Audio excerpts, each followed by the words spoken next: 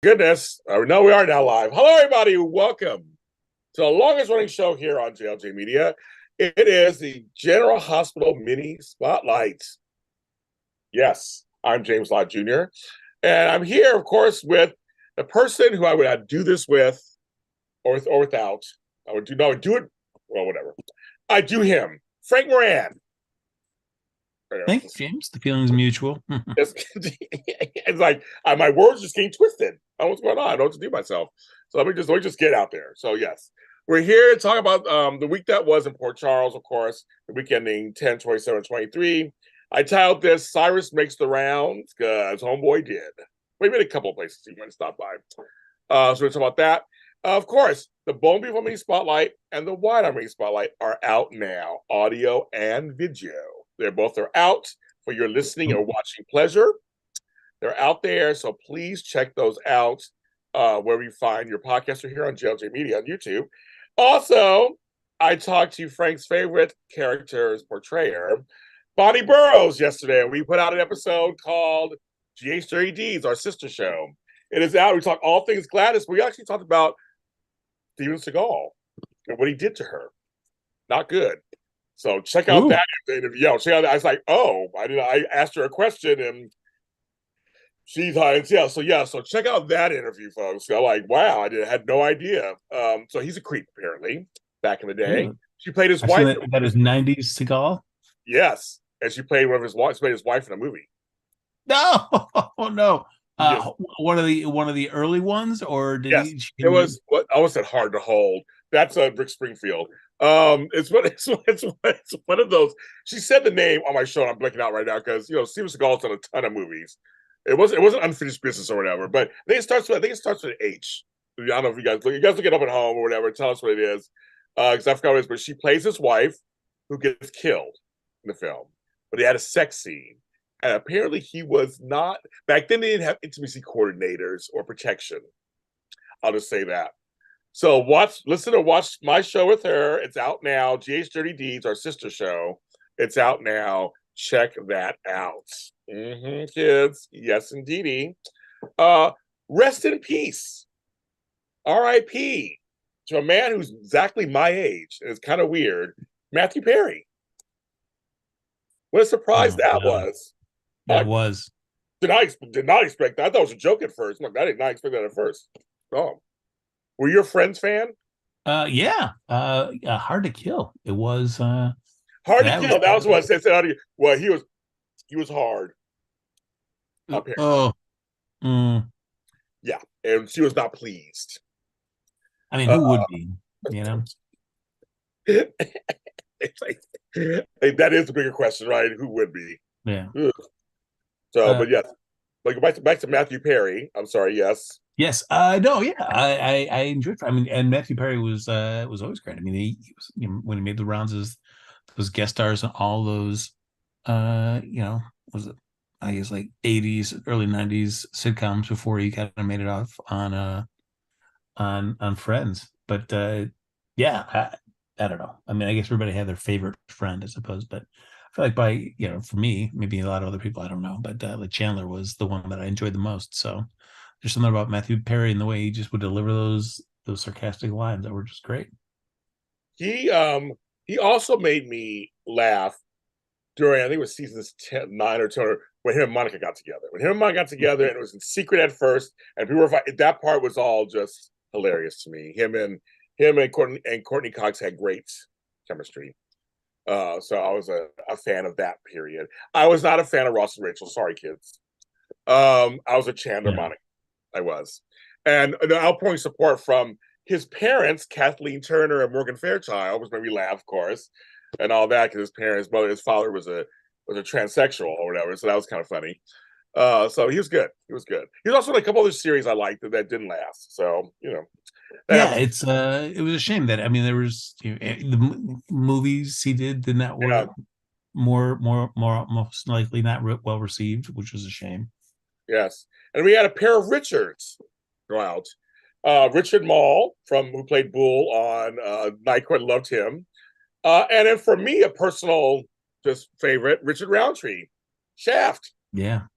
For me as a Black person, he was our first hero in the hood. So it was like Shaft was very important for us, and so he's a great actor. He did many more things than just that, and continued working up until his death, basically. But Shaft, of course, just stands out for me, of course. So we had a bunch of people. We had a lot of folks leaving. I mean, like, where are they going? What's Yeah. going on Well, I mean, hopefully it's someplace fun and we'll get a chance to find out. there? I know. Hope it's fun. Hope it's fun too, Frank. Like, Yeah. hope it's not. Hope it's not fun. It only goes through it too. So, but yeah. So anyway, but I just want to give a shout out to those folks. And I think that's all. Oh, and R.I.P. to Survivor Digest. If you hadn't Yeah. heard, folks, it's regular. Oh, well, I should say RIP in its current form of print is going to be dead. They say they might do quarterly or yearly something magazine, but getting that magazine every week, like this one from 2001 with Sean Kanan and Captain Kelly Lang. I found this the other day in my stuff. This is 23 years ago, kids. And Sean looks the same. This is gone. Any thoughts about that, Frank? Yeah. Oh no, I mean that was like that, and then I mean they used to have soap opera news.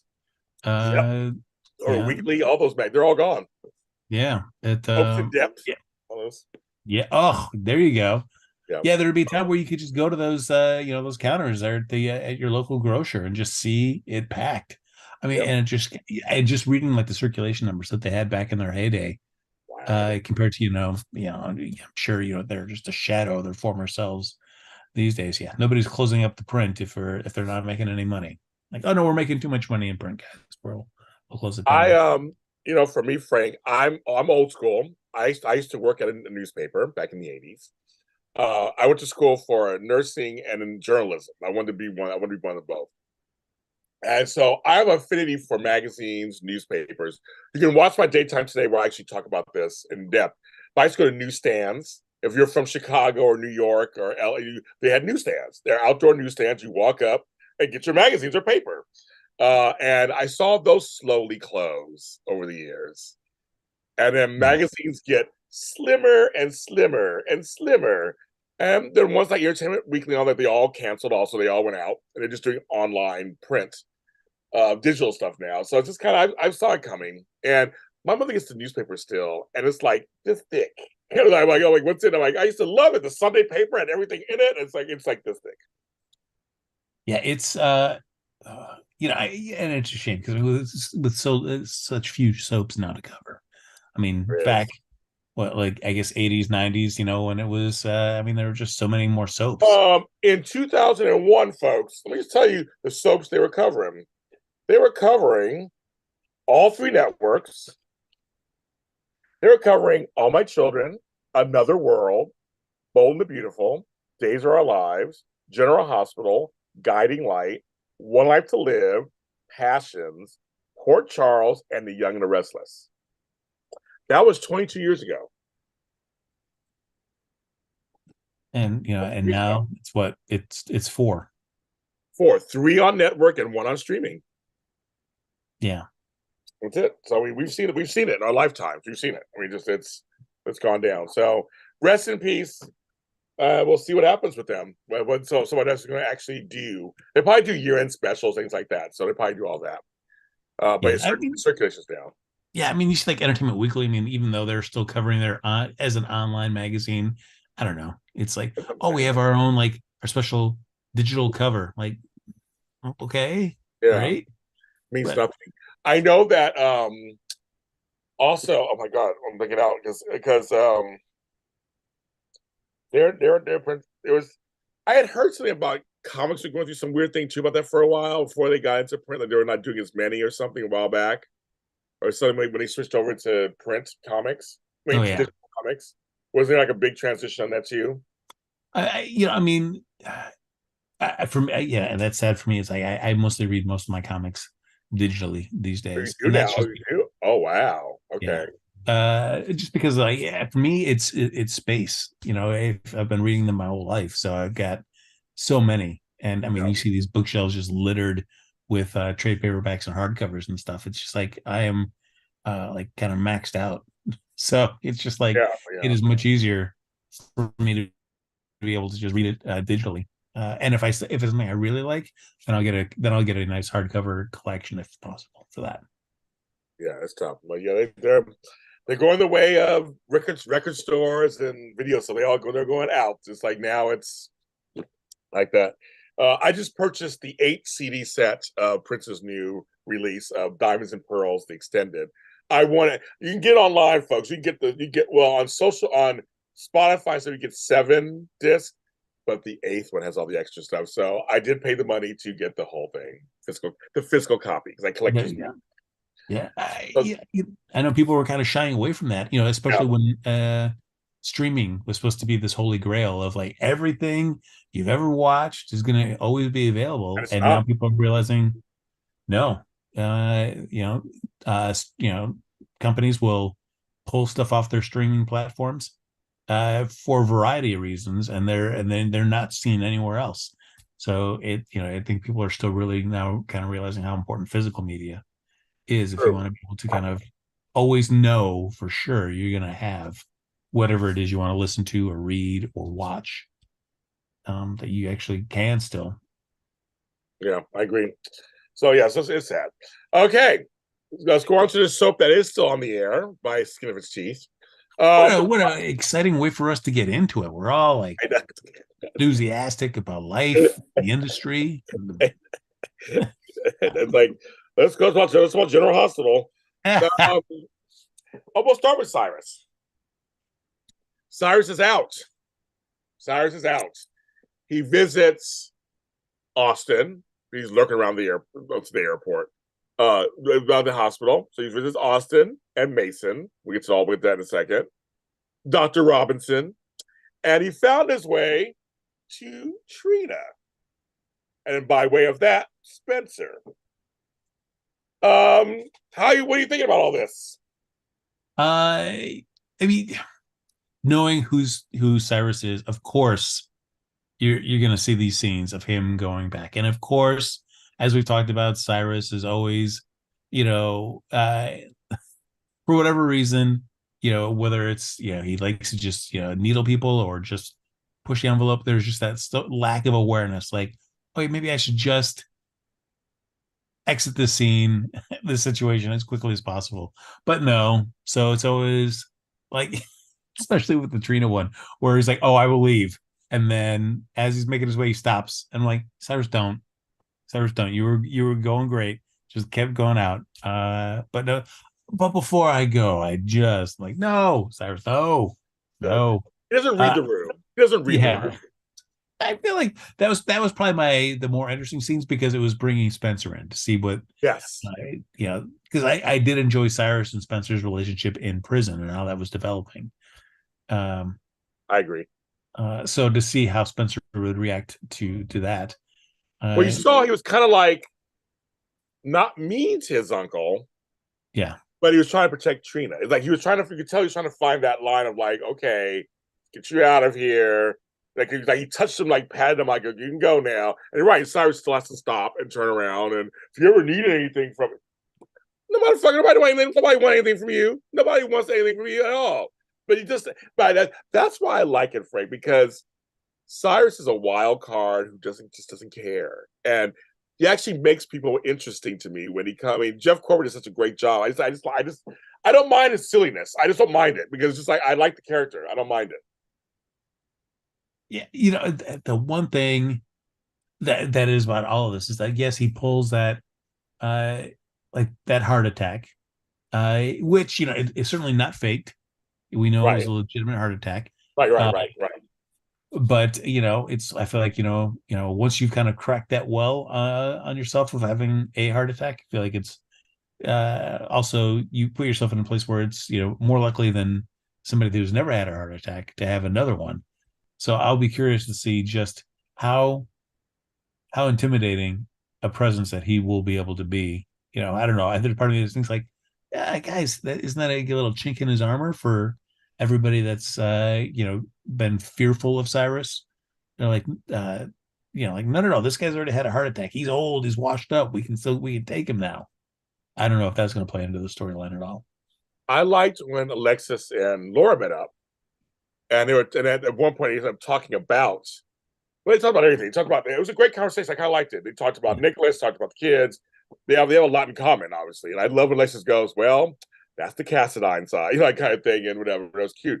When they mentioned Cyrus, I know she asked Laura, like, what do you think? Like, and Laura's like, huh. She's like, it's my brother, but it's kind of she doesn't believe she wants to believe it, but she doesn't believe it. Like, no one fully believes him at all. But she's like, you can. She goes, I want to talk to my brother Martin. I want to see what his take is. I kind of like her approach. I just want to see what's going on. I don't know for sure. She hasn't seen him yet. I thought it was a great. I thought that was a nice conversation because it's setting us up for when she does see him. Yeah, but the way that she kind of lit into Scott a little bit about helping to get Cyrus out. She came in Uh, hard. She came in yeah, hard. I feel like I already know where Laura knows where she cannot trust her brother. Right. Yeah, so Yes. I I feel like there's always going to be she's never going to let her guard down around Cyrus. No, not at all. I agree. But she did come in hot with him a little bit. Like, come on, girl. I know it's for dramatic privileges, but okay, girl. But yeah, it's Cyrus being out just kind of just he's a disruptor. So first seeing Portia, we talked about that already. We talked seeing Portia, but going to see Trina, he knows what he's doing. He knows. Trina says, "Don't say anything to my parents. I'm afraid of blah blah blah." But it's gonna get out at some point that you saw him. But what do you? I mean, did you like Uh, those scenes? Were you okay with them? I guess I keep forgetting they did hold them. I actually forgot he held them hostage. I totally forgot. I mean, I gotta admit, it's like, I mean, that was several years ago. Um, Right. but, who am I to say like, oh, hey, you were just held at gunpoint. Just let it go, man. What's the big deal? Right. Uh, Yeah. Right, yeah, Frank. Yes.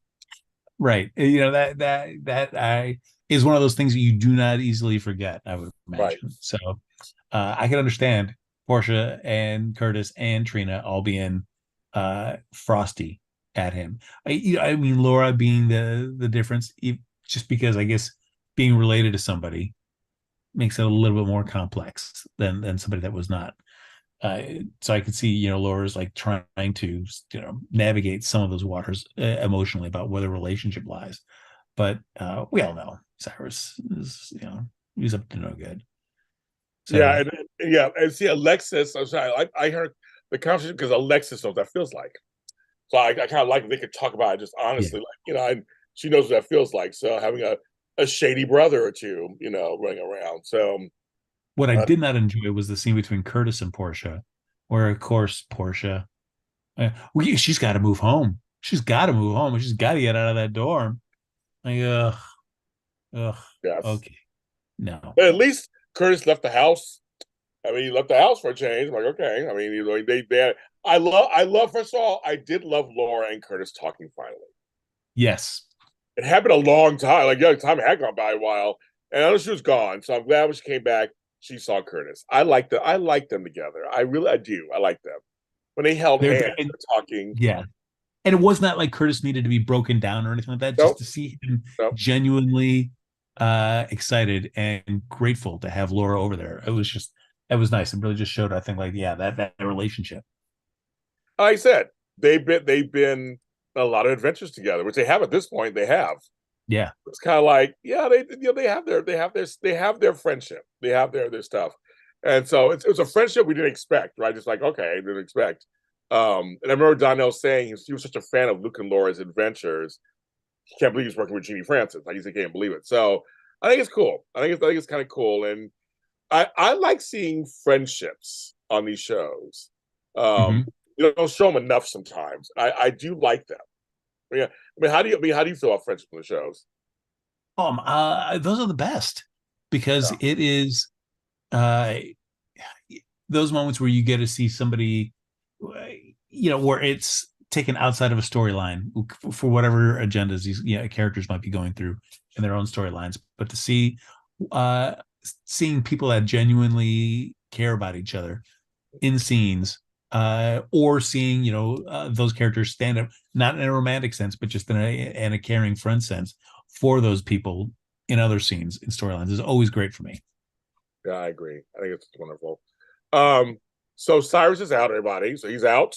Everybody loves Laura and Chris's friendship. Yeah, Chris's friendship. Yeah, they're good. I like it too. So they're out. Okay, so he's out. He's out. He's out. He's out. Um, Now next we have him talking to the boys. First of all, Austin is trying to be a big man.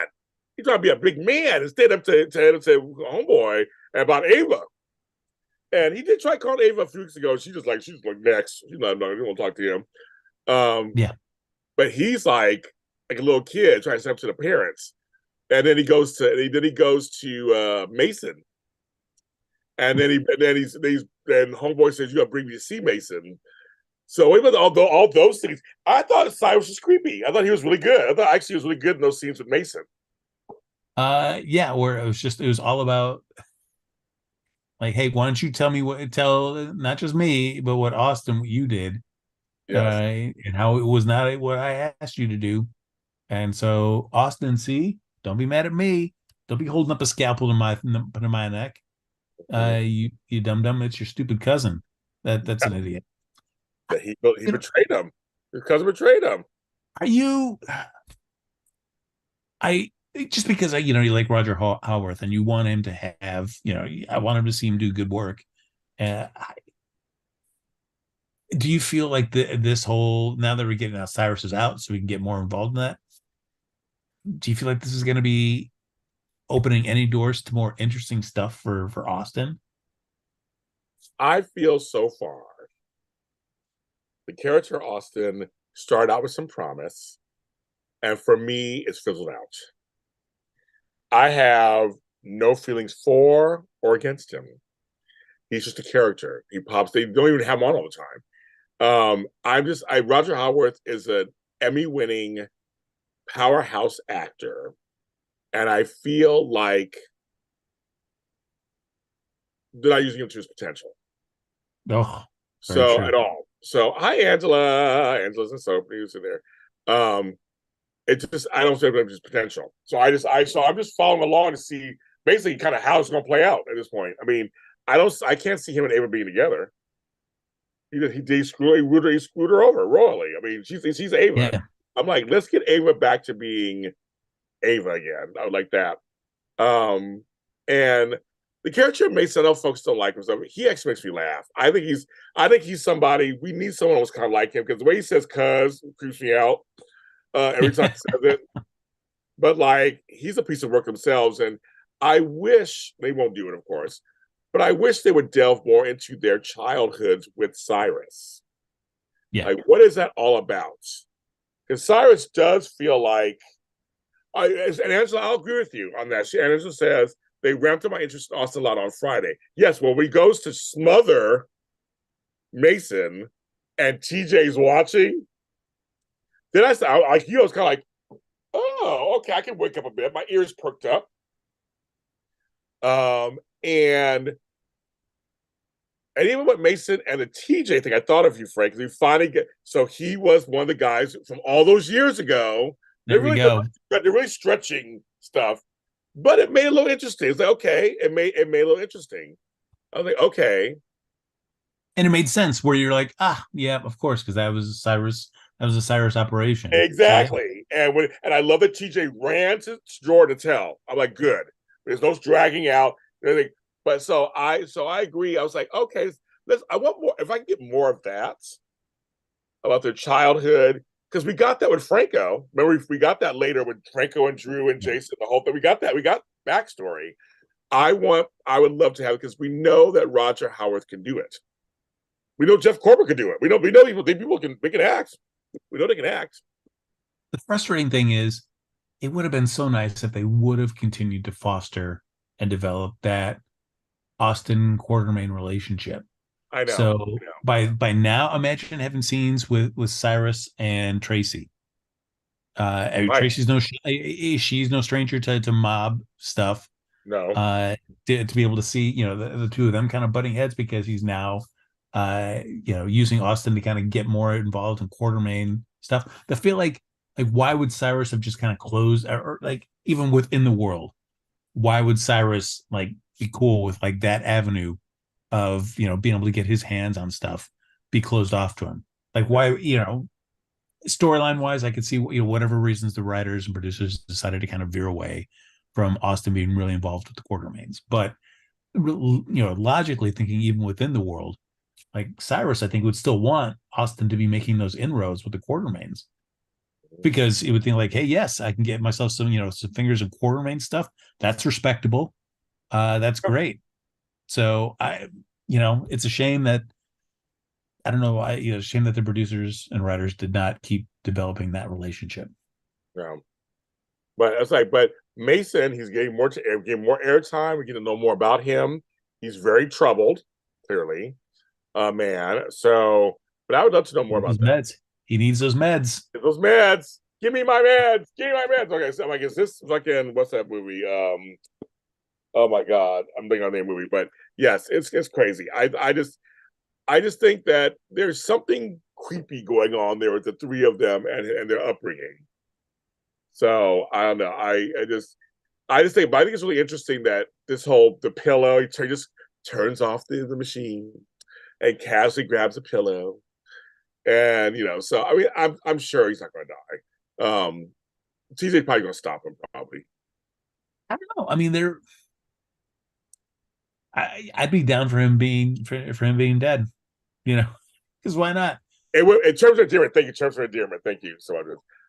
It would make Austin. It would make him interesting to me. Yeah. It would totally make him interesting to me. To see how TJ would react to that. Yes. Like, yes, he's a doctor and he does not want to see a patient killed, especially by a doctor. But the fact that he hates this guy and he knows, at least right now, there's going to be no justice for what has happened to him. Does he somehow excuse that action? I don't know. Yeah, that's the thing, because Jordan's like, we can't do nothing. Like, what we're gonna do? And so I'm sure he's thinking, that's not fair. What's going on? He wants justice. So, and maybe TJ was going in to do something. I mean, anything about that is much more interesting to me than worrying about like the surrogacy storyline. Yeah. TJ. Oh, I agree. Well, there's a storyline still. Oh yeah, yeah. Yes, there is. But yeah, no, I just think I think Roger's better. But anyway, so this is what we're getting. So this is what we're getting. I'm just I'll take it. This is what we're getting. And we just know there's going to be at least some Cyrus and Ava encounter coming soon. Oh, it has to be. Yeah, has to be. Well, here's the thing. I did like Ava and Trina finally meeting up.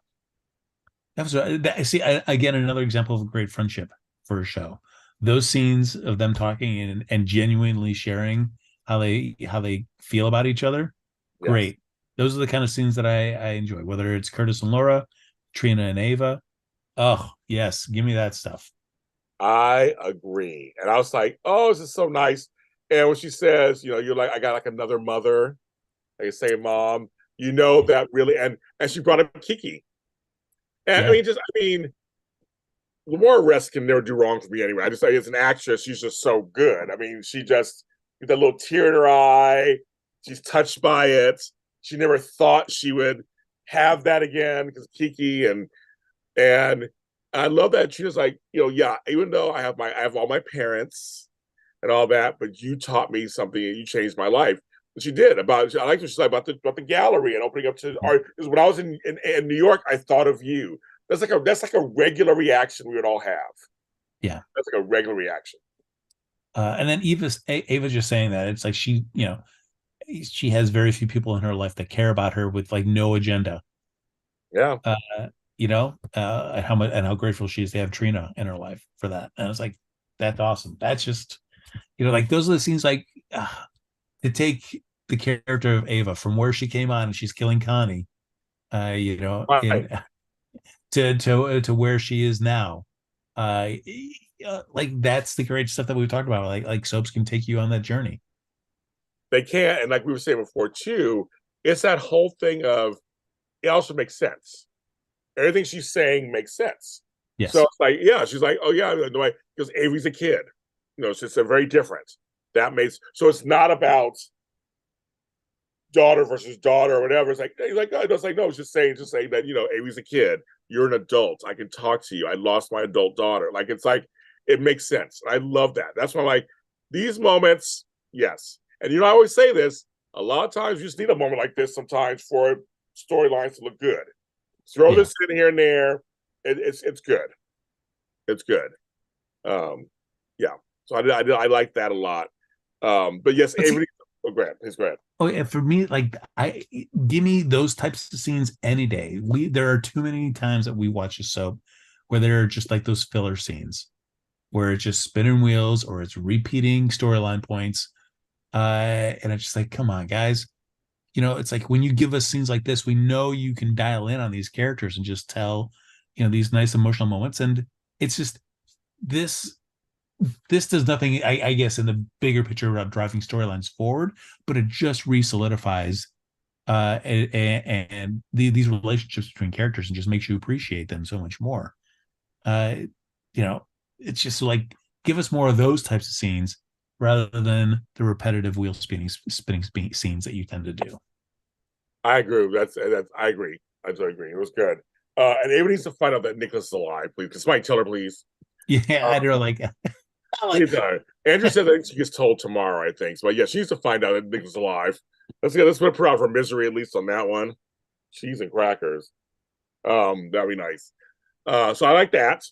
And I did like Laura at least asking Alexis, like, what do you think his legal jeopardy is if he Right. comes back to Port Charles? How much trouble is he going to be in? Yeah. Which is a genuine question. I think everybody would want an answer to. Like, how Yes. rough is it going to be on this guy when he does come back? Yes, I agree. That was all good. So that's all that. But I love that everybody's questioning Spencer and Esme. And Esme admits she has feelings for Spencer. She admitted it. Yeah, I don't know. I mean, I feel like whatever is going on with Esme, which I really don't like. You've got to do something more with that character at this point Right. because it's I just not agree. really doing anything for me. And I do not need to see Ace as a story point anymore. I'm done. Oh, I I'm know. done with Ace. I'm done with Ace. I don't care anymore about Ace. Uh, but at least it seems to me right now that she still does not remember the past, because I don't think that acknowledgement to Alexis about having feelings for Spencer would be, I don't know, something that the old Esme would do. I think she would have probably played her cards more close to the vest, maybe. Maybe. Yeah. Don't know. But she admitted she has it to Alexis, wanted a raise. Asked for a raise, said because I have feelings for Spencer. But also if I'm Laura, I'm like, yes, great. Please make enough money to be able to afford your own place. I cannot imagine a room at Kelly's is that crazy. Yes. And it was also, but she also wants to remove herself from situations, which I think is good. My feelings for Esme, like I'm not an Esme hater. Neither of us are. We never say we like. I don't know. I'm just trying to follow the storyline. I'm trying to just with her. I'm just trying to see the storyline, what they're trying to do with her. Has she really changed? I'm not even sure. Is she faking it? I'm not even sure. I don't have any feeling either way. I'm just kind of like I'm just watching the storyline and seeing where they take us to see what the ultimate story is going to be. So Angela says, yeah, old Esme would not want to move out. So, but I don't know if this is a ploy or not a ploy. I mean, I don't have a thought yet. I'm just kind of like with her, because everybody else is going to straight thoughts about Esme. I'm like, no, I'm waiting to see how this plays out. I don't know what's for sure what her deal is. I'm not I just like clear. the storyline has done no favors for Spencer as well as Spencer and Trina. It's like, yes, you want obstacles in a relationship, but I feel like this has just not been an entertaining obstacle. Uh, yeah, it's done Spencer. I feel there's other storylines that you could do with Spencer that would be more interesting than this obsession with Ace and this awkward living situation with Esme at Laura's and Kevin's place. So I don't know. It's like, is there anything like, especially as we talk about the beloved cast, like, are we Yeah, seeing enough of Esme to even really care? Like, if she had been just gone for 6 months, finding herself or whatever like that, and then comes back, like, I don't know. I just don't know. Like, have probably. we have we been served by having the little bit of Esme in this really kind of weird status situation? I agree. Everybody thank Coach Chandra for her super chat. Thank you very much. Woo! Thank you very much. We thank you so much. Welcome back to the show. Um, yeah, I don't. Yeah, again, like I said, again, I don't have any major thoughts either way. I'm just like, okay, I'm gonna follow along and see what's going on. I know for a fact on shows like this, you need people like an Esme on a show. You need comes on, but remember, she's related to Kevin through Ryan. Mm-hmm. So there's a whole opportunity over there that can be explored. And I think what Angela said in chat, what's happening, a lot of stuff was written before strikes happened. And, also Nicholas Chavez could be leaving soon to do a monster show, the series. So they might be buying their time to see what happens. So that happens on shows too all the time. They'll slow it down and just kind of, who knows. But again, I'm not in any rush either way. I'm just like, okay, we'll see. I guess we'll see what happens. Yeah, I don't know. I mean, having now, because I understand having Kevin being, with Laura while Jeannie Francis is on her, Yeah, her break, makes it tough to develop. But the other part of it is like, well, could Kevin, as much as I like to see Kevin out with Laura, because that's where they should be, instead of right. split, at least having Kevin back in Port Charles during that time would have allowed a some scenes for a Kevin and Esme relationship to develop. Because like right now we're still kind of just early days of that because he's been gone. Yeah. It's interesting. It's interesting. And I don't know if the show's even interested in exploring that. Right, exactly. We don't even know. We don't know. We have. I mean, there's the Esme storyline. I don't know what's. I instead of jumping to conclusions, I always say for this storyline. I'm kind of just waiting to see what develops and how they develop it. I just don't. There's so many directions they could go, and so many choices they can make. I just don't know what they're. I don't know what they're going to do. I have no predictions or anything. I'm just like I don't know what they're going to do. They have several folks on the show. Sorry, go ahead. I said that's a very wise and reserved I take just for like this hot internet culture. it is an You internet need these culture, hot right? takes, You James.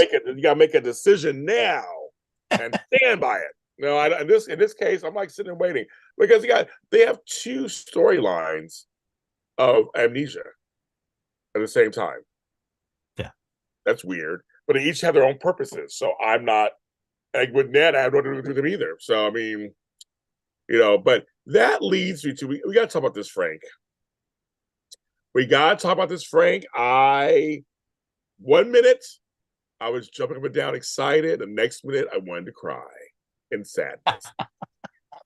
Folks, Michael goes to Nina and he tears in on her. But then, Frank, Nina gets a backbone suddenly and she went off on him. And he was like, I was cheering. I was like, oh my God, Frank and I've been saying this forever. Here's the Nina we've been waiting for. Well, she's like, wait a minute. I have blah, blah, blah, and she's like, and she listed all of Carly's sins done to her. And she was like, but she did wrong. And she's not paying. Drew's paying because of her, not because of me. Like, she was like strong that she was in his face. And Michael had to shut up. Then why later in the episode, Frank? Oh my God! Because they ended that one scene with no one's gonna keep me away from my daughter or my grandson. I was like, yes. Then it went down. I am absolutely with you on that. I just, I can't keep hearing scenes about like how other people saying like, hey, we know about Nina's past. You don't know what she could do. I feel like everybody talks about like, oh my gosh, what can Nina do? But the show is never willing to actually commit to it. They're not. They just waffle back and forth, and they'll give you those little flashes of her being formidable, and then it'll be more off. That's like a 10% little flash, and then 90% of the time it is just being this kind of trembling, kind of ball of mush. Yes. Yes. I just like the powers that be either make Nina an out and out villain, or just keep her this mess. I mean, like it's like they gave us a glimpse of something that I really enjoyed. I was like, that was really nice. You stood up for Michael to think that he's got all the power in that scene, right? And to realize, like, geez, what did I actually? I thought I was going to be able to get what I wanted, and what did I just open the can Right. of? Because she's Yeah, like, yeah, they'll be mad at me for a while, but I didn't commit the crimes. yeah, So now Angela, she did not lie about Carly's sin. She told the truth. I don't know where I'm not. This is where we're going to disagree, girl. I don't agree with that at all. She mentioned she kept Nell from her and Willow, and Carly admitted it. She, remember, Carly had no shame when she confronted her. She had no shame. Carly was like, "Yes, I did this," and blah blah, and told her she did. So, I mean, everybody's petty. They're all she petty, whatever. Um, but Nina, I feel like they need to let her be just all the way evil and just like I don't care, or they just let it go. Just let her be nervous all the time. Let everybody run her life. yeah. And it's like I don't even know if I need to necessarily see her go full blown evil. I just need her to be strong. Or You know, well, either one. Either yeah, one. I mean, I'll take either one. because I can't. It's just not that you want. I mean, if you look at the way that Carly and Sonny were, their relationship, I mean, Carly did not back down with stuff she wanted. And not that I need to see an identical relationship between Nina and Sonny. There's got to be some differences there. And there's things that Nina has that Carly doesn't. That's why that Sonny fell in love with her, and or Mike did / Sonny stayed with her even after all the fact that she hid his identity from family. I mean, there was still this relationship that developed. So I, I just need I just need them to write Nina stronger and not just because these are the types of things where I just don't understand why that Nina and Sonny are together. I just well, But they're going to be together. I mean, I really don't think they're going to break up Nina and Son. They're not going to break them up. I I don't don't think think they they are. should. They Yeah, shouldn't. They shouldn't. I think even if Sonny finds out, and I don't think they're going to break up. I just don't think and I think them breaking up would make no sense. Actually, it wouldn't help story any either. I think Nina and Sonny to stay married. I yeah, think and Carly and Sonny, they're friendly. They're friendly. They're co-parents. She's into Drew. I think that's fine. I have no problem with that either. I'm not a huge Carly Drew fan, but it doesn't bother me. I think it's I love that she comes to him for help. Because also Sonny cares about Drew. So there's so to me it all makes sense. To me it all makes sense. Um, but I don't I just think and I think Willow is already invested in Nina at this point. I think they're kind of invested. I don't think she's going to drop Nina either if she finds out because of Drew. I mean she'll be mad for I think she'll be mad for a minute, but I just don't think she's going to drop her. I don't think. yeah.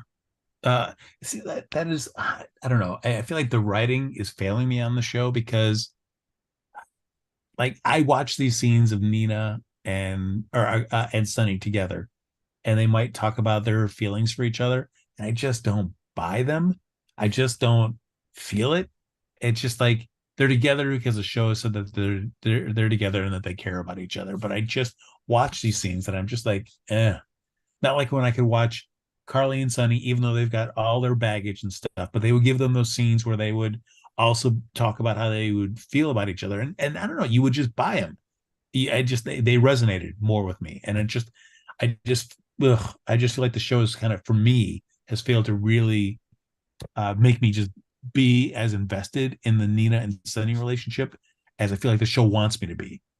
To be like, yes, this is they are together, and you're like, I'm just not excited about it or as interested, or I feel like he's emotionally engaged in that relationship. I'm not excited about them either, but I don't dislike them. I mean, either way, I'm like, okay, they're together. I think there's conflict that could be great, but I'm almost tired of the Michael conflict. It's almost like, can we just let Michael rest or whatever for us? Like he's just angry there. He's always trying to get everybody. But I just think, okay, Michael, but kind of can we just go back to the other stuff at this point? It's just because now he knows Ned isn't the one. I mean, Yeah, he knows that Ned is the one. So, but Ned right now is not Ned. So I guess it's a matter at the moment. Um, but I'm like, I don't know. I don't think I just think that Sonny and Carly are done. I think they really are done. The show I could be wrong, but I think they're done. So I don't think they'll get back together. I just think he's a different Sonny. He's a different Sonny than he was before because now because Mike and all that and all that stuff. He's a different Sonny. And he likes Nina. Like he likes her. And so I'm like, I'm fine with that. I have no problem with that whatsoever. It's none. And I agree because I mean, I don't want to just be reset to status quos where Right. like Carly and Sunny is a status quo. That's Right. like, I don't want to see that and feel like anything else that they do is just spinning wheels to get us back to that. It's like the whole illusion of change kind of deal. Yeah. Like, no, no, no. I want to see characters like permanently affected by actions that happened to them. I mean, I still Yeah. feel like, Jason Quartermain into Jason Morgan was one of the best things that the show did, Yeah. and they made it permanent. They Yes. never, Yes. never went back Nope. at all on that, and that was great. When soaps give you those moments, that even if it hurts you as a viewer because it's affecting a character that you care about, whether it be through death or some kind of weird memory change or whatever, but it's something that sticks and it's permanent, and we just have to, how do we live and grow and deal as people with this situation that's not going to change. And I feel like that's when you can get really great storylines about that. Yeah. One thing out of this whole thing that I did enjoy, our friend Frank, Kathleen Gotti returned. It looks amazing. Well, she looks Yeah. great. And it was good to have her go back and see Willow. Yes. That to me, I was like, yes, go back and see Willow. That's wonderful. You did save her life, basically. I like that. I like that they had a cute little relate. They have a cute little relationship because they're connected. For me, like that's and I know that Nina's her mom, but like there's a much more. I'm much more interested in seeing a Willow Liesel Me relationship too. being Me explored. too. Me too. But that's because of talents of Kathleen Gotti. I think. I mean, it's and that character is so unique. Yes. Dr. O is very unique. And seeing her with James later was kind of fun and Maxie. But her and that Nina got married. I was laughing about that part. I was kind of chuckling. She didn't tell me. Well, that's fine. I'm a new me, and I was laughing. So I think that was kind of funny to me. And just she brings the funny to it.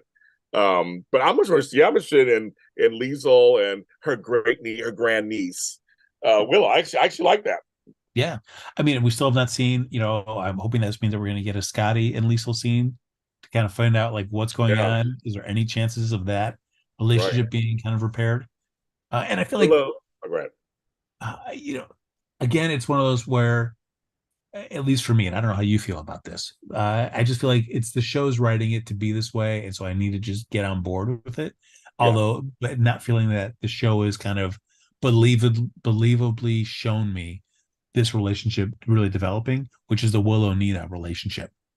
Like, because I see where they want to go because they need to kind of create some friction between Willow and Michael.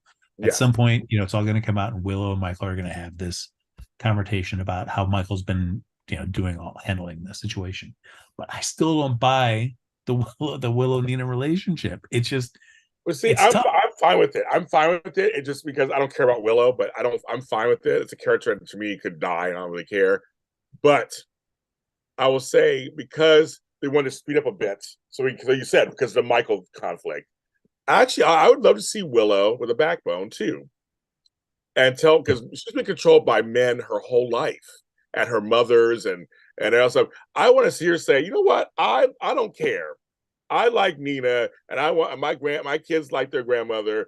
I want to stay. I'm gonna stick with them. I would love to see Will have a background and say, no, I'm not. I'm not going to you guys tell me what to do. I know you love me, but I'm going to do what I mean. Because that's what's happening on another soap that's happening right now. The chick was like, she was tired of everybody telling her what to do.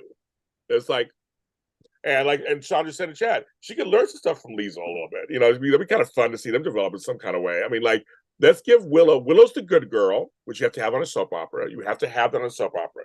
Willow's the good girl. So let's have, you can be a good girl with an edge or a little bit on there. I mean, good girls have to win sometimes, and they can stand up to things. I mean, so I just think that I would love to have Nina with a backbone, and they all tell Michael to shut up.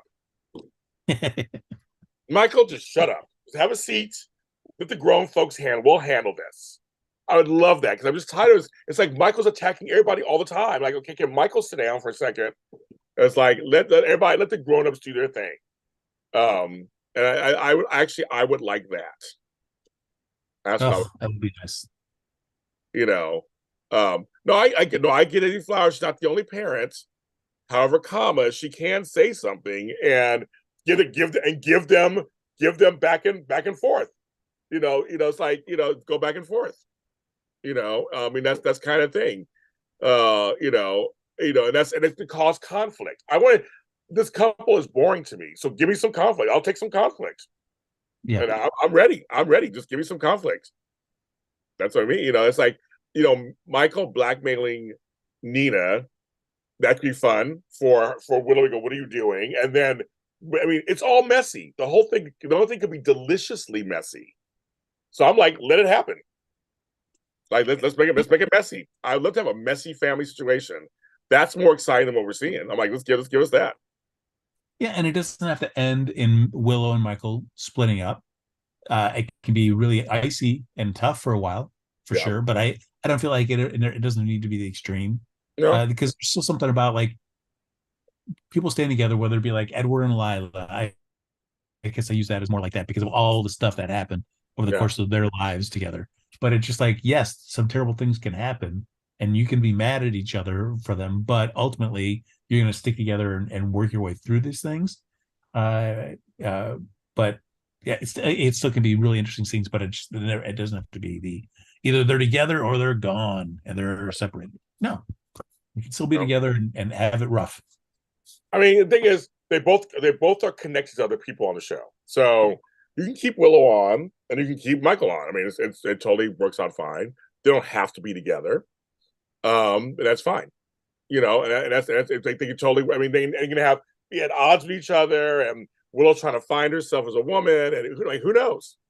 That's I mean, it could be anything. It could be anything, and there's still people mentioning in the chat. Willow doesn't know that Michael tried to set up Sonny with the whole Dex thing. Basically, it was all a setup. She doesn't know anything about that. Doesn't she? Because I don't think she does. Does she know? You guys, she doesn't know, does she? I don't think she knows. yeah, Does she know? because that's the whole reason that he destroyed the tape. Right. Okay. Never mind. That's right. Yeah, He does. She knows. That's right. You guys right. She does know. And he said that's why he destroyed the recording. So she she talked does him know. off the ledge. Oh yeah, that's right. She knows. So she's fine. She knows her man can do stuff. Now, the one thing I wish they would course correct. I like when Carly was running the Metro Court. I just think Anina running Metro Court doesn't do anything for me. She has a magazine. That's fine. I when Michael said give her half back, I would actually like Carly to have the Metro Court back. I'm tired of Carly at Kelly's. But she's done so many great things to the place. I know. She's like, I made some improvements. I'm like, Yeah. no, I mean, come on. I mean, Carly is not a talk to. That's not the kind of she's not the character you just talk to and pour coffee. I'm like, but I think she should be more than that. And I think and her behind the counter, everybody visiting her like Sam did. I like their friendship and stuff, but I'm just like I don't. It doesn't excite, doesn't interest me whatsoever. Jocelyn. I mean, it's a family business, so her owning it. Yeah, that's great. But it's almost like Sharon on Young and Restless. She's like just serving coffee. I'm like, I want Carly from behind the counter, doing other stuff. True, but I guess organically, because I guess we're always going like, why is Carly in this scene? Why is she getting herself into the storyline? Things like that we're also really like, why? Why is this happening? Having her at Kelly's behind the counter, being that talk to, makes it believable why she would find herself, talking to certain people or being, at least momentarily involved in a storyline, more so than her just, well, I mean, I guess being at the Metro Court, but there's something about Kelly's that's much more intimate where it's just Sorry, like, I made a mistake. Sorry, Drew owns the magazine, and Michael's running Aurora. yeah. But she's running Crimson. I don't think he's running Crimson. She's running it. She's at the door talking all the time. She's on the phone Yeah. making deals. So I'm sorry, I made a misspoke, folks. I don't really give a shit because I don't care about the storyline. To tell you the truth, none of it's exciting to me. They barely show Crimson, so It's all fucked up anyway. But my point is, I don't care for Nina running the half of the hotel. I think it just makes no sense. Let's give it back to Carly and let her have it. Yeah. That's my whole point. It's just, let's go backwards, give it back to her. Kelly stays in the family, and let somebody else run the Kellys, and just like she just owns it. I mean, like she runs the family, and they But very members work it. who would you give? Who would you have run Kelly's? See, if Cameron was still around, it would be Cameron. I think Cameron should do it. I kind of liked him. He was a nice man. He took pride in it and all that stuff. Right. Like Spencer's worked there, and Josh is filled in here and there. And I don't know. I don't know who should run it. On a regular basis, who should be a manager there? But like somebody, I don't know. I mean, I just think that Carly should be out from behind the counter. All I know is that whoever, like the current staff that she has are horribly, either they've got the They're worst late. lives. They're not on Yes. time. They don't show up. They call out. Yeah. So she's always there, or she needs Jocelyn to hop in for a few minutes. Yes. I'm like, oh yeah. But Carly never seems angry about it. She's just like, oh yeah, she had something else come up, so she couldn't be here. Like, I said, okay. bring Phyllis back. She can run it. I would love Phyllis to come back. They got rid of her apparently, so I don't know where she is. She's still, in the basements of Charlie's somewhere. And Charlie, so she's getting that booze down there. She hasn't come up yet. Spencer should run it. No, we don't expect. Give Spencer something to do. That's an idea. I guess. But it's a Spencer location. That's fine with me, and people can work in there off and on, and maybe Jake should work there part time. Who knows? I mean, it'd be kind of fun. But still has a job already. She's helping Felicia out of her problems at the hospital. To have Elizabeth and Drew have that hot scene where it's like, oh yeah, Aiden's really into making these muffins. Like, oh, I could put in a word in with Carly and we can get those muffins over there. Like, oh, great. Are we leading into Elizabeth and Finn and their maple tapping? Holy cow. It's James, how it's a shame. It's a shame. It's a shame because they're both great actors, and boy, it is so interesting how the show is just pushing it. If I could care less about this couple, I don't know if I can care less. I care so less about this couple. I just don't even know how to care less.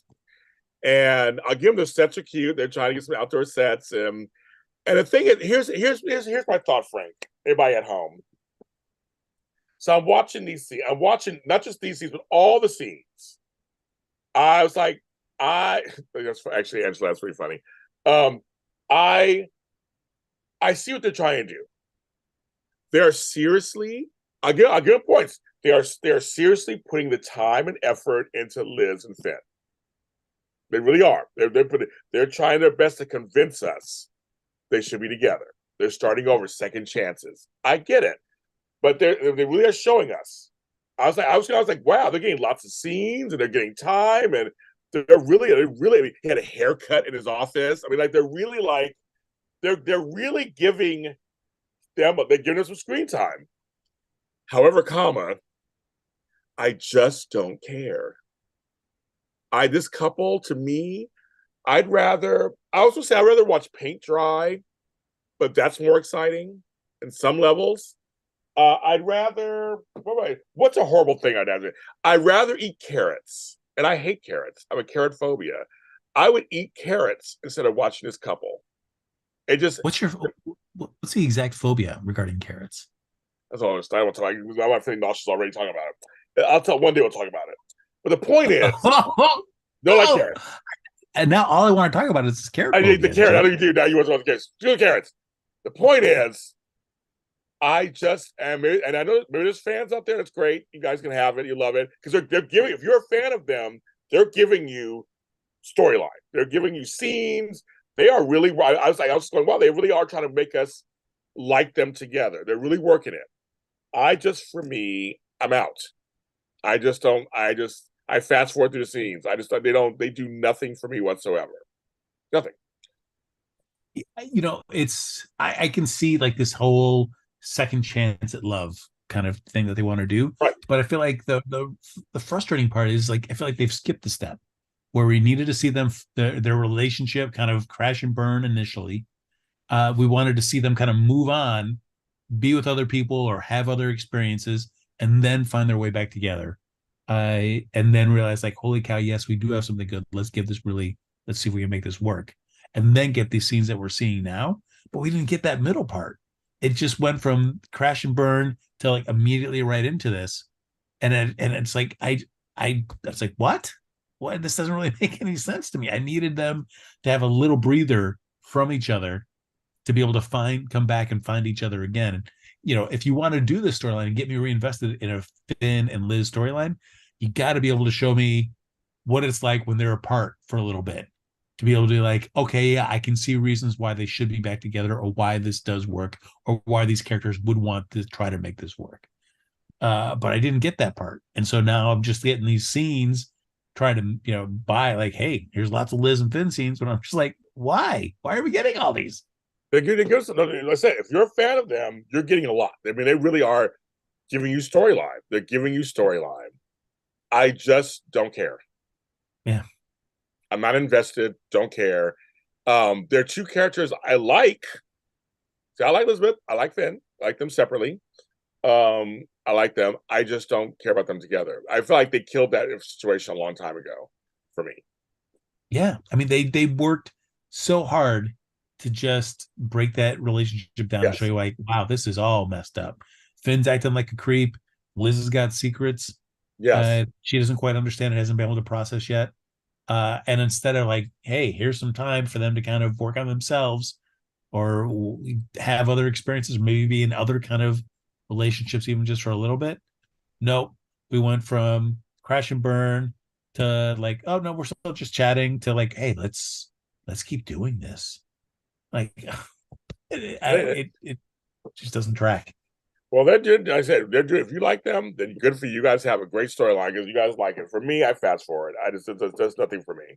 But I see what Oh, they're trying to do. I get what they're trying to do. Like we get what they're trying to do. So I mean, if it's working for you, good. If you like it, I love it. I'm just not into it. well, Uh, I just can't have a scene where Liz goes to Finn's office.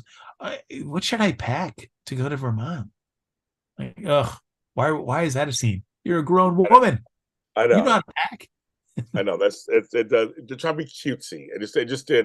It did nothing for me whatsoever. But And, anyway, so and that's did you think that you realized those scenes that did you picture Finn as a coop man? no.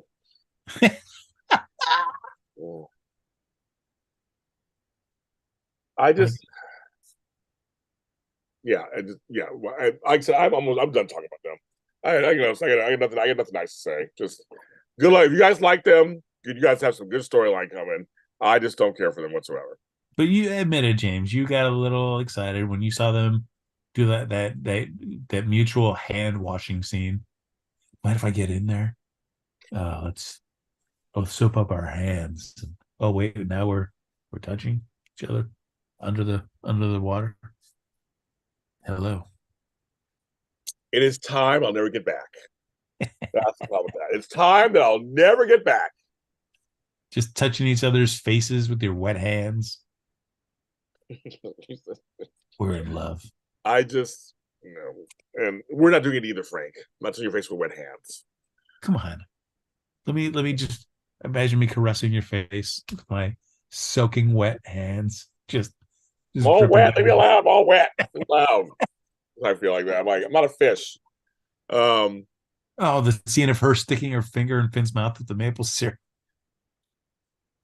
did nothing for me. Oh, Absolutely nothing. Um, no, and when he gets you like Michael Easton. No, other character. No, I like Michael Easton and other characters he played. I liked also some of the other characters. So I did. But this character, and I actually like Finn. I don't mind Finn. I just don't care for them together. That's all. yeah. Well, yeah. I mean, it's give me John McBain or give me nobody. Yes, I agree. Okay. Speaking of nepotism, we have Adams back, and so are they trying to gear up for a three like threesome kind of thing, kind of some kind of triangle between Adam, Joss, and Dex. He's the school side. Dex is the dangerous side. Are we gearing up for that I don't think we're gearing up for that. I feel like we're gearing up for him to be a creep. again? Yeah. I think he's going to be, he's just going to be a creep towards Jocelyn. It's like, no, no, no, we're in love. You should love me. Why do you need Dex? You don't need Dex I'll around. stay here. I'll stay here all day long for the package. I'll do whatever you want. Oh, yeah. So, Just like, no, get out of my room. It's like, get out. Yeah, yeah. no, stay there. Uh, Yes. Yeah, he's kind of yeah. So Andrew says they think they're going to obsession route also, which I'll take that. I like a good obsession. I like a good single white male or whatever. I like a storyline, so I'll take that. I'll take an uh, obsessive storyline. Why not? yeah, there you go. I mean, it's yeah. The scene where Trina and Joss are talking. Uh, it's like, uh, hey, when that book comes, put it on my bed. Like, where else would she put it?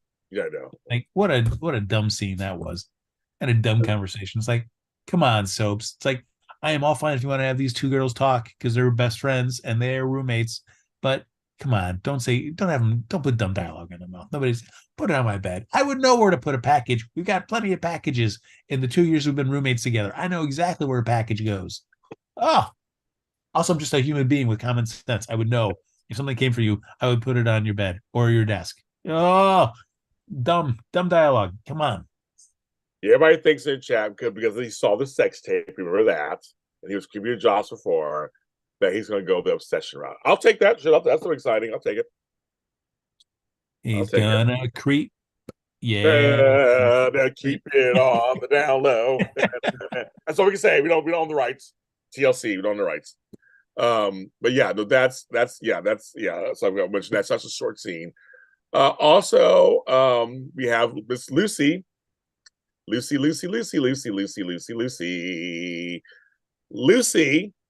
and Lois, and Brooklyn, and Chase, and Scott, and Martin, and so hilarious. Lucy is like she is having a hard time with this. Ooh, she's having a hard time with this. What are your thoughts on that whole deception storyline? I want to be more invested in this, and especially if we're really, yes, Lucy is getting worked up about having to give up her one share of ELQ. I just also feel like if we're making this monumental shift uh in what has been a long-term status quo, I really need it to mean more to me. I really need the show to just reinforce how huge of a deal is this. This is like, like we were talking about before, like I said before, like the quartermates having a successful Thanksgiving dinner. Like that's the kind of change that we're doing here. So, if I would think you would play that huge if holy cow, the quartermates actually had a Thanksgiving dinner that went smoothly. If you're going to do that, great, but it's got to be important. This is the first time in who knows how 30, 40 years that you've had a successful a Thanksgiving meal. So Lucy having this one share of ELQ has been a huge thing, even, even if we're not getting a lot of ELQ screen time, we're not getting a lot of family dynamics, for sure when it does come down and the show decides to pull that trigger of having that ELQ voting block happening, Lucy plays a part in it all the time. Which is great motivation for Tracy to want to be doing all this. But man, I just need to. Let me see it. Let me feel it. And I just don't feel like I've really just seen the importance shown about how monumental this is. Well, Tracy suggesting they keep Sasha. Do you think she was real or not real about that? I don't know. I was reading online, as I'm sure you've had, about the true paternity of Blaze, like all her family lineage, and so Yes. that's the reason why Tracy's being the way that she is about this.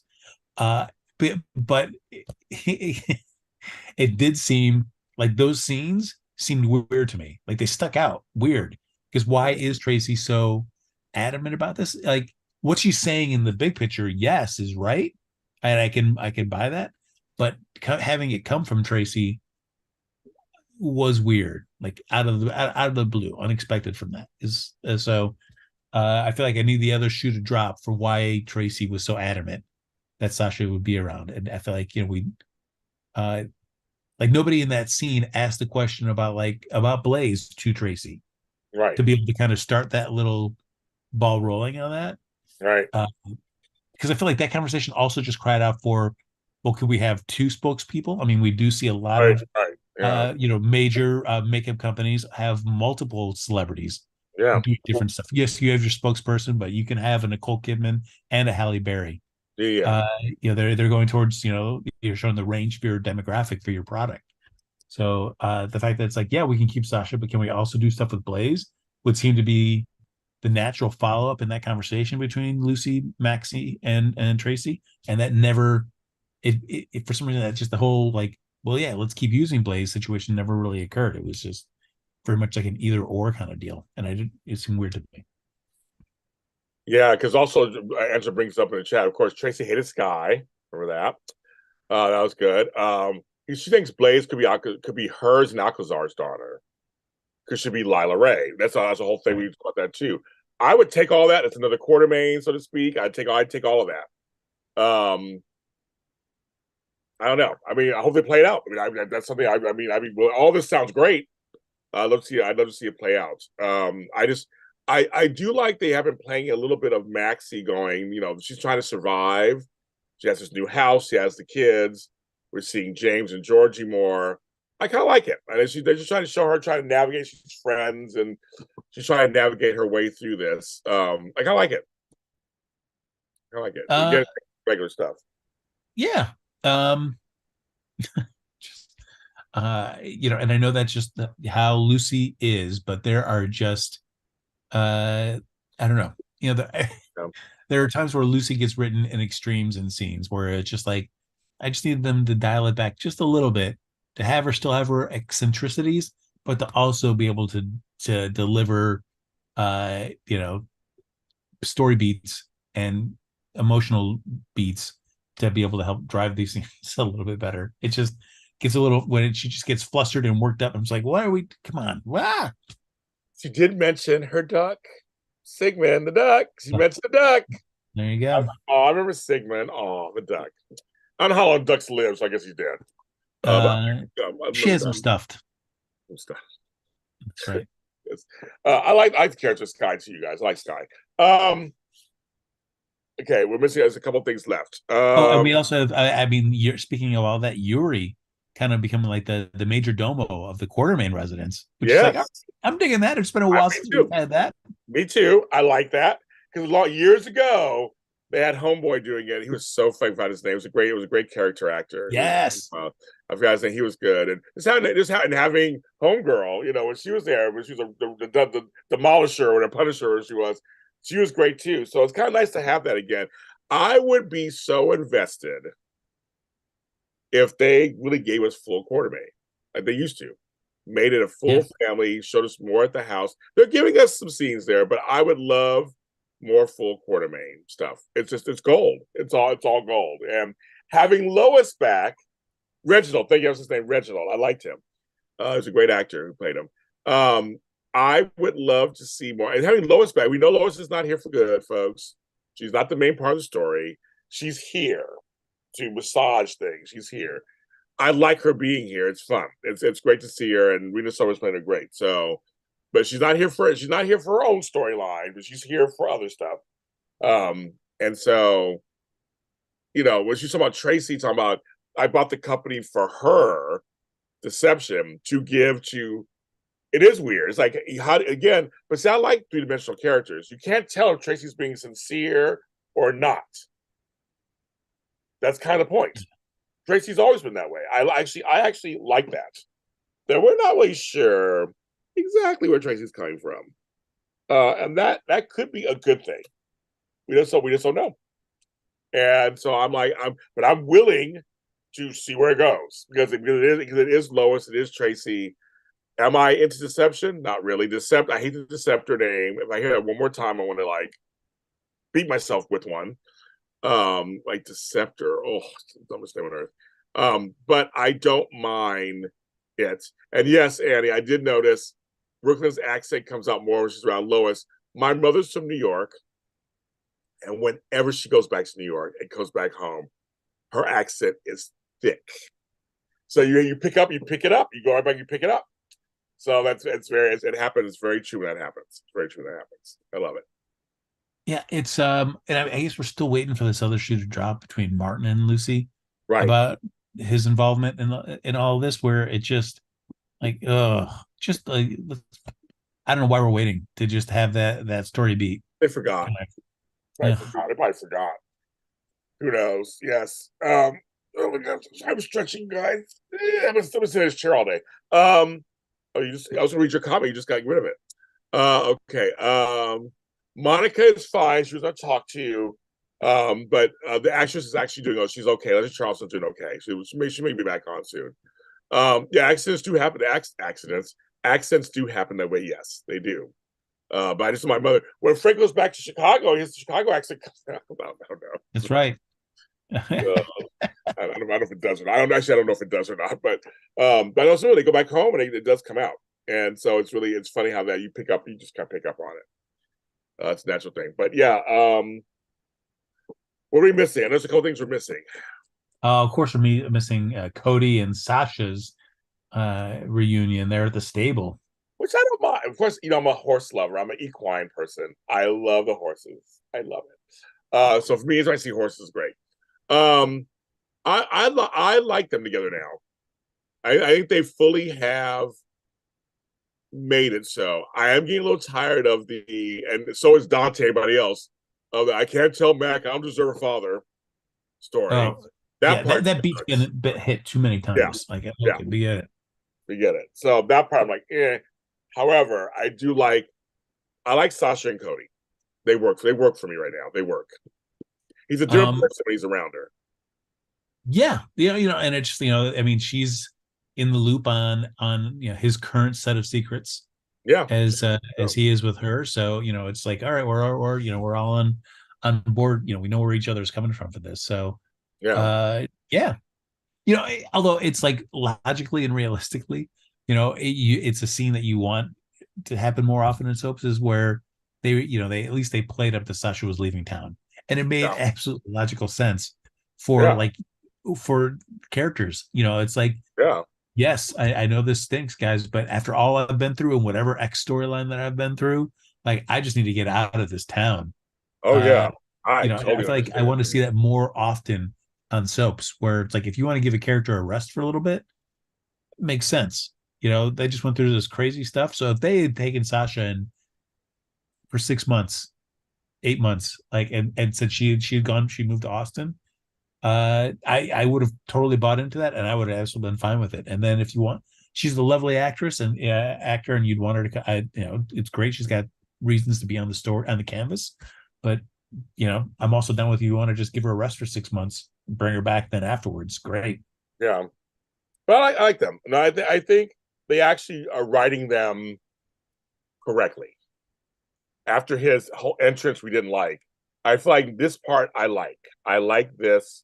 This totally works for me. Yeah. These two work for me. I'm good. I'm good with them. So I'm like, the horses, do they poop on set? I know the handlers are right there. I'm sure you take care of all of that. I'm sure, all that horse stuff. But I want to ride the horses so bad. I love the horses. Yeah, I love it. But anyway, so I like them. So I like them together. It's fine. They'll find their way. They'll do something there. At some point, it's going to come out that Cody is Mac's son. I mean, he's going to come out at some point. Yeah, but it's like, and I know with, as we talked about before with John J. York's, real life situations. Yes. Who knows? I have a feeling that this revelation is going to be a long time coming then, which is going to be frustrating, because I just don't need to see more scenes kind of resetting it all and like, yeah, why would a great guy like that want with a kid like me? I don't deserve that. I can't stand any more of those scenes. Like, please give me no more of those scenes. Even if it's 6 months from now, until I get the revelation, we get it. Point made, guys. Let's just move on. I agree. I like them. Also, hi everybody in chat. Hello, 54 people watching. Please hit the like button. It's a little thumbs up. hit that like button. Thank you, David, for your super chat. Thank you very, very, very much. That helps. Yeah. I think, David, it helps. The $20 helps the channel. So I always write these down. Thank you so much. We totally appreciate it. Thank you, thank you, thank you. Glad you're doing okay. So I'm glad. Yeah, I'm glad you're here. So yeah. What's the timeline for base? So the writers are now back. The writers' strike is over. So the writers are back. You just have to still the acting strike's happening still, but the writers are back for the regular shows, and some of them are back for some of the soaps. That's what they're doing that. So, but I don't know exactly what's happening in the soap rooms. I have no idea what's going in there, but that's the deal. So anyway, and they write for this show. They write for about 5-6 weeks in advance. That's not too far in advance. Not too far in advance. It's a shame. These great scenes like Felicia worrying that she's gonna have to pay $11,000 to I was like, write a check. I went to commercial. I was like, oh my God, Stella. I was like, write a check. I was laughing so hard. They came back. I was just kidding. That made me laugh. But Felicia doing this work does not excite me. But I am sitting here just waiting to see where they're leading us to. It must be leading to something or someone.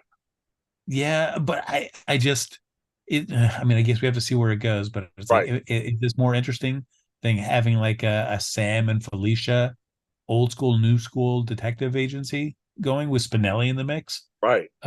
Is anything that Felicia's going to get involved with at the hospital going to be that much more riveting to see? Oh, thank you, Mark, for your super chat. Thank you so much. Everybody, thank you so much. This totally helps. Thank you, Mark. Thank you, Mark. Thank you very much. The thing is, I want to go back for a second. I forgot to mention this. Actually, I'm liking Cody and Sam's budding friendship. Yeah. I don't mind. They have not talked about Bobby's passing or anything yet on GH. No, I really like their budding when he brought a gift over, and I didn't realize that the family gets together every Sunday to watch movies and stuff. I had no idea that her and the kids and Dante. Yeah, sorry, laughing. I'm like, we never see that. Of course, I'd love to see that. Oh, so Angela says this. Okay, that kind of makes sense. Felicia in the hospital ups the chances of her finding out the truth about Cody. Maybe. Yeah, I guess. I'm just like I know it's for. I feel like it's for something. It's for her being there all of a sudden. I get the change of life, whatever. It makes no sense, but I get they're doing it for some reason. So if that's the reason, then it will make sense, obviously. But I agree. There's a reason for her being there all of a sudden. Like although I would be hard pressed to see what kind of situation they would create where Felicia would learn that secret but not tell Mac. But I feel like because if you're going to put a person in that position like that, then the story beat is they learn the secret, but they can't tell the person who's who really needs to hear the secret. And I don't know how they would write that where Felicia would learn that and go like, I can't tell Mac that he's got a son. I have no idea. I have no idea. I have a feeling she's there for. I agree, she's there for a reason. She's there for something. I just don't know what it is, and it's not exciting me at all. But if this is the caliber of stuff that we're going to be getting, it's like if we're gonna have her have this big life change, make the scenes interesting, like that scene with her and Stella and having to lose $11,000. Like, oh, okay, great. That you're not really getting me intrigued by this life choice that Felicia's making. Yeah, I'm just like, okay. Again, I'm just not excited. So I'm waiting for something exciting to happen. I just have a feeling she's there for a reason. There must be a reason. So, right. So, Angela says the same thing. At this point, it's been dragged so much they could have had her find out until. At this point, I know. This whole Cody thing has it been 2 years yet or a year yet? How long has it been going on? Yeah, at least a year, I think. Does Dante know? Sasha know? I mean, come on, folks. I mean, it's kind of like, ugh. I'm like, everybody's just like, okay, kids. It's just. I mean, it's. I think Mac is going to need an organ or a donor match thing, like in real life, I guess. Felicia finds out, connects the dots. Well, it's going to be something. They're going to do something. I mean, I agree. Something's going to happen. It's going to be for something or somebody. Somebody says Gregory's case. Is she there for Gregory's case? Which is possible. We could be down the wrong path. It could be she's his case manager. Something happens.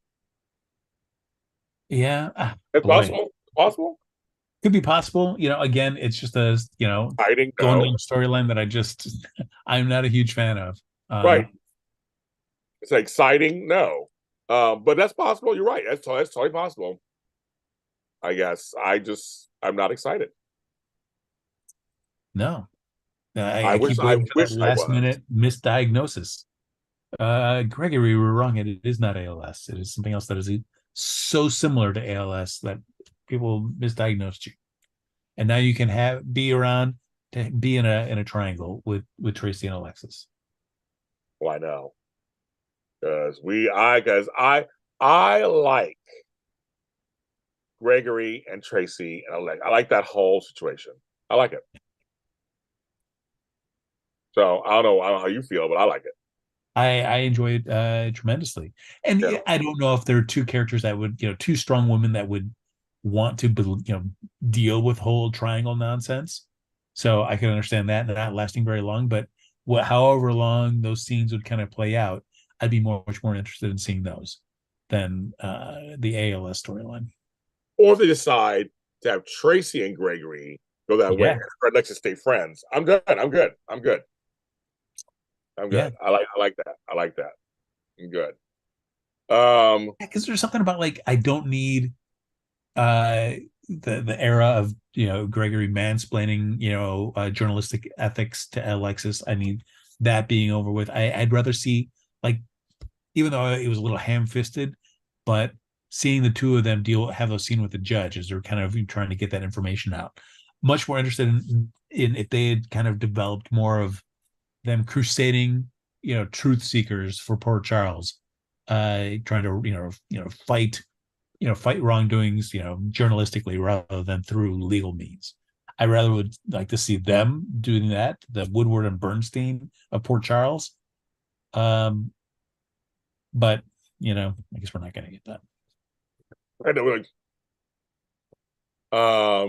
Again, there's the thing about this show. We say it's every week, but the thing about the show is there's so much potential. Yeah, Characters they have, there's so much potential, and the actors can act. They're all good. We know they can act. So whenever they write them, they'll perform it. I mean, it's like, I guess it's just, again, it's hard getting any of that. So I don't know, kids. I don't know nothing about birth and no babies. That's all I know. I don't know nothing. I just watch the show. I just watch the show and I go, let's see what happens. Let's see what happens. Tracy's a lizard. I love that. he's a lizard. That's what David said. Tracy's a lizard. I love that. She's a lizard. What are we missing? Anything we're missing? A couple of things. We're missing a couple of things. We're missing a couple. There's only a couple of things left, I think. Are we missing anything? Or did we mention anything? Folks, we Yeah. missing anything? No, I mean, we did have that. I mean, we saw Brick again, and we had that great scene between. Hey, with the chain and everything, with the chain. Go on, Stephen A. Smith with the chain and all. And Very Cardi, casual look. he's working it out. Now, in real life, I've stood next to Stephen A. Smith. He's like 6'7". Like I'm 6 feet. He's like 6'7". He's tall. But he walked in there and there was this little sweater, and I'm like, oh, I'm Brick. Working it out. Working it out. Yeah, And Carly's his favorite, Mrs. Corinthos. That was cute. Then the whole yeah. day, the congratulations and all stuff. That was all very cute. I like that. Those scenes are fine. Then it's like he's always liked him some Carly, always. And Carly likes it. And Carly with black men, she knows what's going on. She knows some black folks. She knows some black folks. She knows what's going on. But it was a nice beat between those two characters, and it also just kind of reset in a nice way just how Carly and Sonny's relationship works, where it's just like, yeah, I care about him even though we're not together. I thought it was just that it was a good deal. But I also like that Brick. It doesn't seem to be a huge Nina fan either. No, he isn't. Made me laugh. I tell you, like, that's hilarious.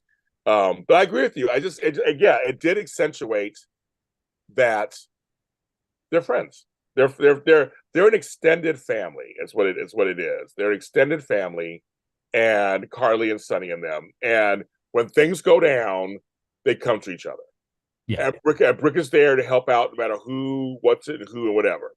They're here. They're here to help, and I love it. I think it's great. Like, I think it's I have again. I will take this for the rest of the show that Carly and Sonny are friends. They're part of the family, and there we go. People want Brooke Yeah. and Carly to happen, but that's not going to happen. I know they're not going to put them together.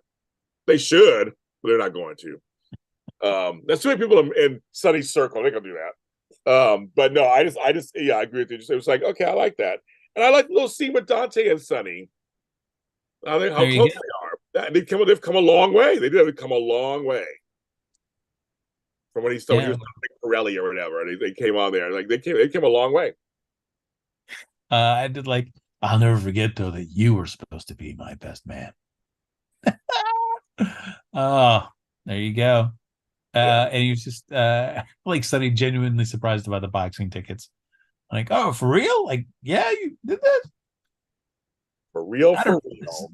Yeah, I don't know if this is Nina's thing. Like, yeah, she just needs a break from you, dude. I know. Yeah, that's kind of funny. But I will say they have been really developing these two characters' friendships. We have. Yeah. And And then we also had finally, I felt like a long-awaited conversation that was between Selena and Sonny about the whole Gladys situation. yes, yes. Oh, that was we. Oh, I love my Lydia look. I love her. That was also made sense too. He would call her in and be like, "Excuse me." Yeah. It is just it was like it was, and she got caught a little bit, but it wasn't about trying. She wasn't trying to get stuff on Sunny. She was just like she had leverage over this woman. And like she said, it was really bad. At first, it was like, I thought she could handle it. She said she had money, but she could handle it. And then she couldn't handle it. Well, because I know at one point between Selena and Gladys, and the idea was floated out. It's like, well, if you can't give me money, then you could give me information about what's going on with Sonny. Right. But what kills me between that and between the Pawtuck side with Ava, Oh, what yeah. is it like? These two dummies picking two people. Like, how well do you know your mark? You should know that Sonny, while he is tolerant of Gladys, intolerant of Ava because of family, he is in no means sharing any sort of secrets. So why would you even try to use that as leverage Right. to get them to try to get you think that they could get you information on Sonny? Like, neither side was smart in thinking like that is something that is a logical thing that could happen. I agree. So weird. So I was like, okay. Yeah. I was like, okay. There's some things I like about it. I'm like, oh, okay, this is working. It's kind of fine. So I'll see the chat room. I will put up with Carly not spitting on Sonny if he was on fire, as long as she never sees his penis again. Exactly. Uh, Gladys was pure comic relief. Gladys should have told Sonny that Miss was trying to get info on Sonny. Yeah, well, Gladys had too many things going on. She was trying to maintain. She was not a professional. So, she had lots of stuff going on. She couldn't hold on to everything. It was all getting too much for her, I think. It was getting all too much. So, but yeah, I just think it was such a some good scenes. Let's see. Anything else? Have we I think we've covered everything. covered everything? Well, we missed We anything? Oh did well, it. I'm gonna be here 20 years trying to talk about General Hospital. So we talked about it long enough, an hour and a half. We're here.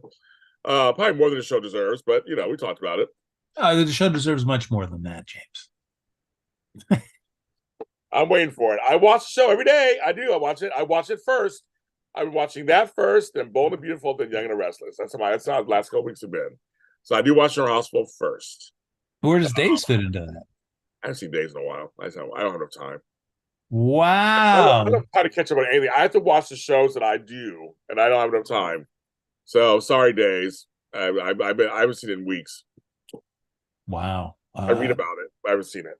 If there's only someplace you could tune in to be able to have somebody break all that down for you in a rapid Happening in fashion. about 10 minutes. It's Dish and Say Day. what? My chocolate twin, Tony Moore. You know Tony Moore, who started Dish and Days, and that's on at 3 o'clock today over at Dish and Days.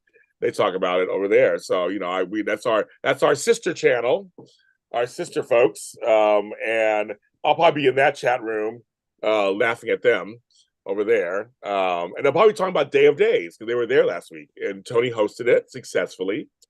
And the guys are doing interviews. So yes, they're over there talking about that at 3 o'clock. We'll be talking about that on Dish and Days. Say that James Lott Jr. and Frank Moran sent you. I was sent you. And James will be in that chat, so he'll know if you don't. Yeah, I'll know if you don't say I said it, I'm gonna tell.